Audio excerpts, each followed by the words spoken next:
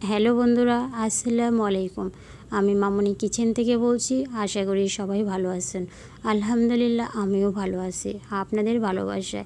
আজকে আমি চাল কুমড়া দিয়ে বড়া বানাবো, আর সেই ভিডিওটি আপনাদের সাথে শেয়ার করব। পুরো ভিডিওটি দেখতে বন্ধুরা আমার সাথেই থাকুন।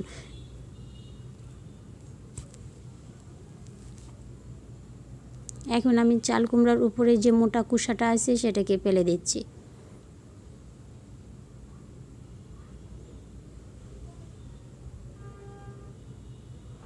এই অংশটুকুও কিন্তু আমি ফেলে দিব, কারণ এখানে বিচি রয়েছে।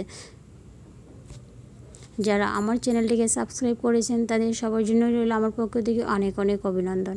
আর যারা এখনও আমার চ্যানেলটিকে সাবস্ক্রাইব করেনি, অবশ্যই আমার চ্যানেলটিকে সাবস্ক্রাইব করে আপনাদের বন্ধু বানিয়ে নেবেন, আর আপনাদের সুন্দর সুন্দর ভিডিও দেখতে আমাকে সাহায্য করবেন।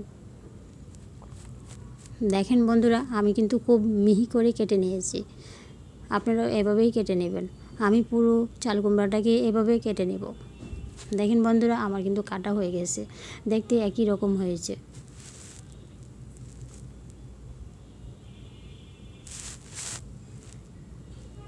এবার আমি ভালোভাবে ধুয়ে নেব।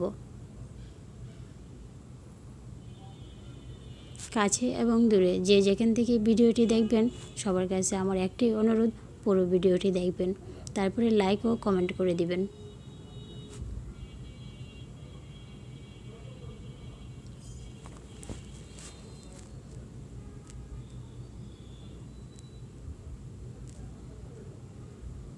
আমার ধোয়া কিন্তু হয়ে গেছে।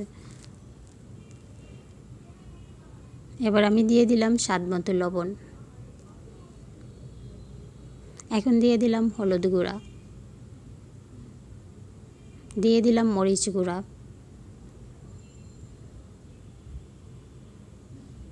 এখন আমি দিয়ে দিলাম পেঁয়াজ কুচি, দিয়ে দিলাম কাঁচামরিচ কুচি। যারা কাঁচামরিচ খেতে বেশি পছন্দ করেন তারা আরও বেশি করে দিবেন। দিয়ে দিলাম আধা কাপ ময়দা। এখন আমি ভালোভাবে মিশিয়ে নেব হাতে।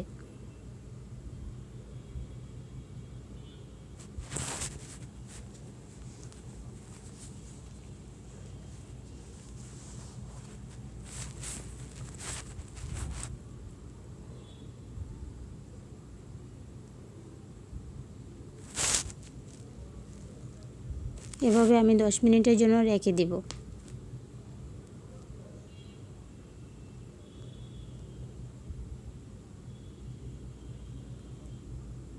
এদিকে আমি চুলায় কড়াই বসিয়ে তেল দিয়েছিলাম, আর এখন আমি গরম তেলে বড়াগুলা দিয়ে দিব।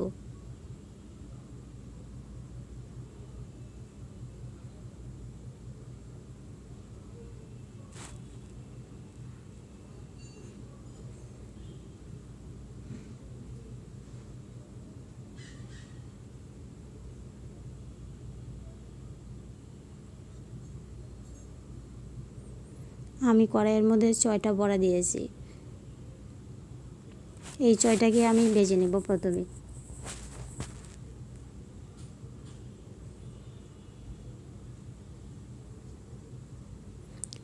দেখেন বন্ধুরা, আমি কিন্তু এখন বড়াগুলোকে উল্টে দিচ্ছি। এক পিঠ হয়ে গেছে।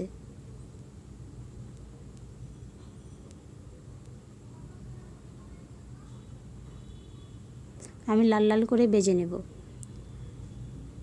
বড়াটা যত বেশি করে আপনি ভাজবেন ততই কিন্তু খেতে মজা হয়।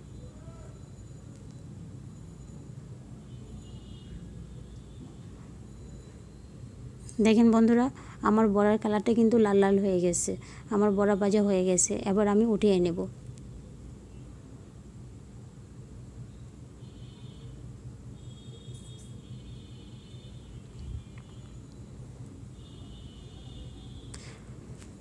আমার বড়াগুলো কেমন হয়েছে অবশ্যই আপনারা কমেন্টে জানাবেন।